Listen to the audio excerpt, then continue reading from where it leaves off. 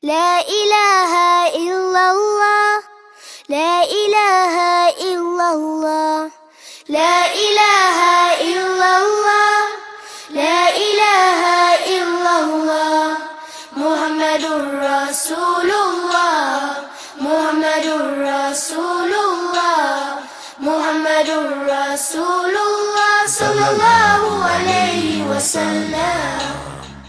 Al-Khaliq made the oceans, rivers, lakes, streams and rain. On parle souvent de la nuit de la destinée.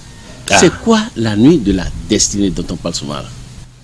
À vous entendre parler, excusez-moi journaliste, j'ai l'impression que vous êtes en train de réciter des versets du Coran. Parce que Allah dit exactement, il a posé la question comme vous avez déjà dit comme ça. Exactement comme vous l'avez dit. Parce que, il dit dans le Coran, Inna anzalnahu fi laylatul qadr.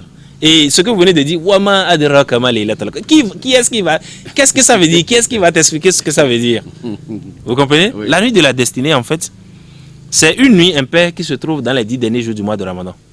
Je dis bien, c'est une des nuits impaires. Je précise maintenant. C'est une des nuits impaires qui se trouve dans les 10 derniers jours du mois de Ramadan. Donc, au cours de cette nuit, Allah subhanahu wa ta'ala dit quoi? Il dit, parce que j'ai dit tout à l'heure qu'Allah dit qu'il a fait descendre le Coran dans le mois de Ramadan. Les savants nous disent que c'est au cours de cette nuit de destinée.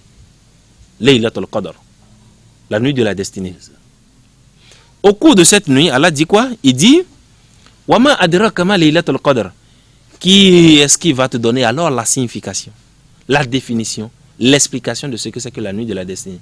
Et Allah même vient maintenant, il répond, il dit Laylatul Qadr khayru min alf shahr. Il dit la nuit de la destinée, en réalité, c'est une nuit qui est meilleure que 1000 mois d'adoration. Allah Akbar. La ilaha illallah. Il dit que c'est une nuit qui est meilleure que 1000 mois. Il n'a pas dit que c'est égal à 1000 mois. Il dit c'est khayru min alf shahr. C'est meilleur que 1000 mois d'adoration. Quand on calcule 1000 mois d'adoration, ça fait près de 84 ans. Mais Dieu ne se limite pas à là, il dit que c'est meilleur que ça. Voilà. Donc, c'est une nuit au cours de laquelle les prières sont exaucées. Parce qu'Allah continue dans la même chose, il dit Tanazzalul malaikati wa ruh fiha. Nous faisons descendre au cours de cette nuit tout ce qui est ange. Ils viennent sur la terre. Ce n'est pas seulement nous les humains qui adorons. Eux aussi ils descendent. Eux aussi ils descendent. Jusqu'à quand? Hatta matla'i al-fajr.